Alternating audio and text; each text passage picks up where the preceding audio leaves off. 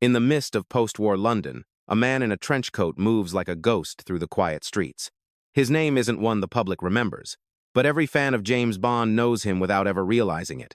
He was John Bingham, a British nobleman, a master of deception, and the man who inspired the most famous secret agent in the world.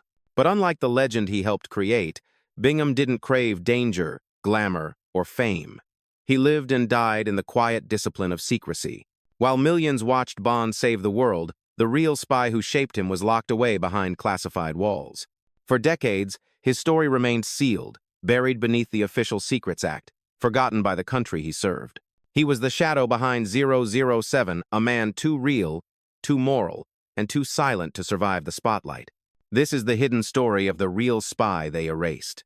Long before James Bond became cinema's eternal icon of danger and desire, John Bingham lived the role in silence. He was born into English aristocracy, polished, educated, and destined for diplomacy, yet he chose a path few would ever see. When the world was at war, he joined MI5, not as a soldier, but as a sentinel of secrets. In those tense years, Britain's fate often rested not on bullets, but on whispers. Bingham excelled in that world, calm, charming, unflinching. To his colleagues, he was a man who could read guilt in a glance. To his superiors, he was the rare agent who combined intellect with intuition. Among those who knew him was Ian Fleming, another man of the shadows who later traded espionage for storytelling. Fleming once said that Bond was half dream, half truth, and much of that truth came from Bingham. The charm, the quiet authority, the moral tension beneath the surface, all were his.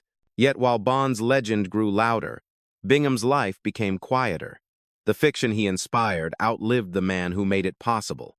Behind every myth, there is a truth history chose to forget, and his was one the world was never meant to see.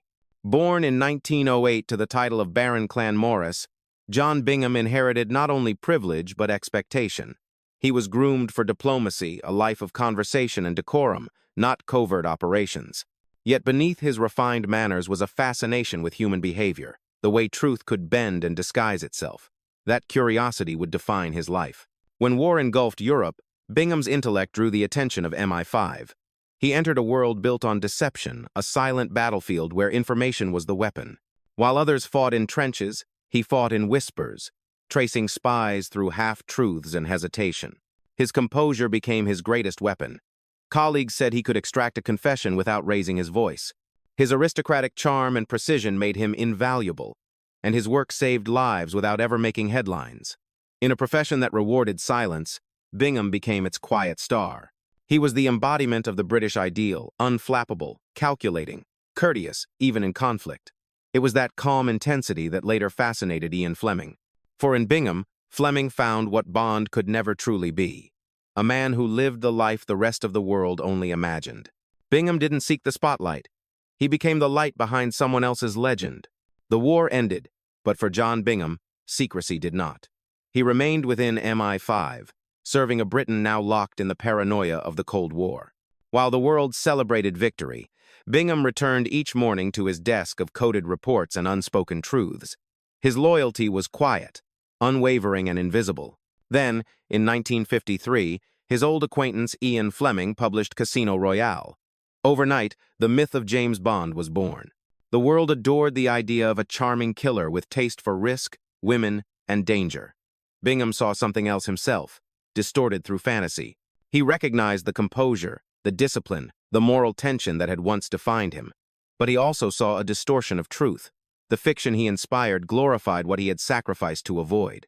Bond lived for recognition, Bingham lived for discretion.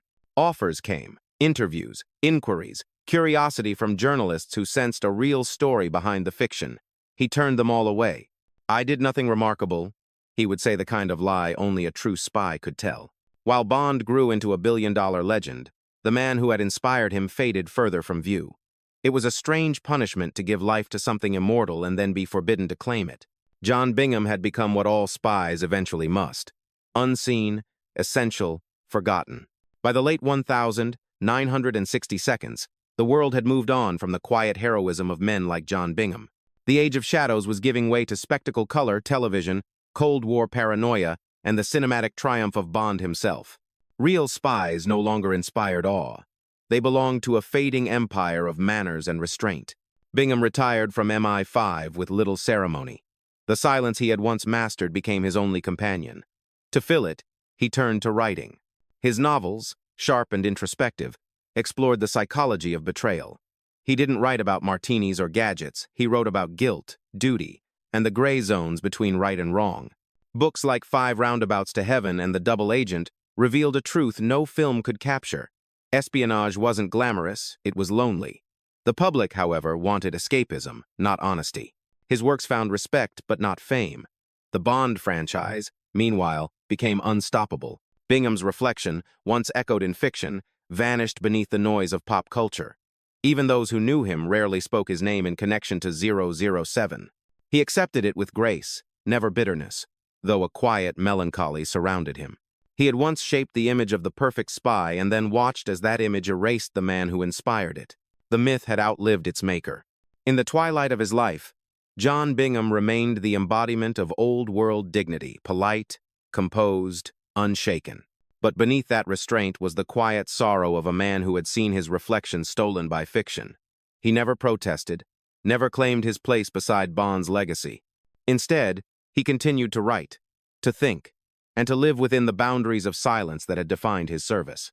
Reporters occasionally tried to pierce that silence. They wanted confirmation, something quotable, the real-life Bond speaking at last. Bingham refused every time. "I am no hero," he said once, "and the truth rarely makes good entertainment." That was all he offered. He passed away in 1988, far from the noise of the world he had shaped. There were no headlines, no retrospectives, no mention that one of MI5's finest had gone. His funeral was small, private, fitting for a man who had spent his life unseen.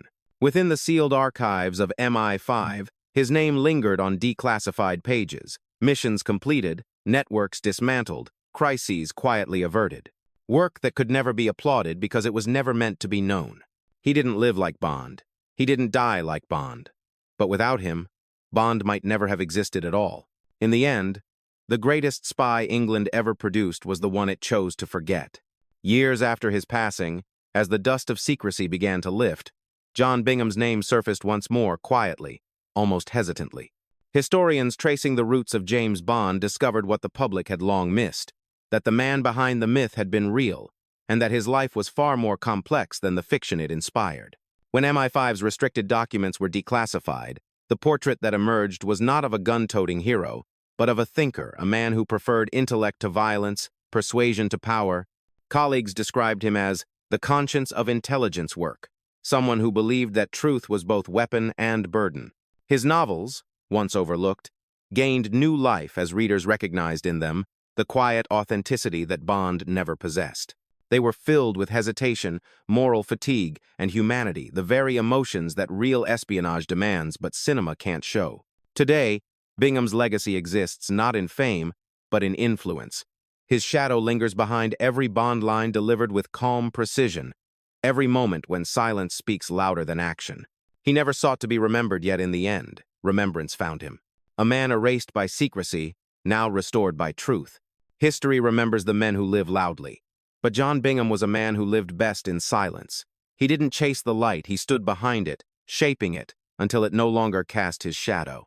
While James Bond became a symbol of adventure and excess, Bingham embodied its opposite: restraint, loyalty, and moral gravity. He proved that heroism doesn't need applause, and that truth, once hidden, can outlast even the most dazzling illusion. Where Bond thrived on danger, Bingham thrived on understanding. Where Bond seduced, Bingham observed. And where Bond survived every mission, Bingham's greatest triumph was never being found. He was the quiet pulse behind one of the world's loudest myths, a man whose story teaches us that greatness can exist even in anonymity. Because not every legend lives in light. Some, like John Bingham, become immortal in the shadows. Do you believe the man who inspired James Bond should finally be remembered?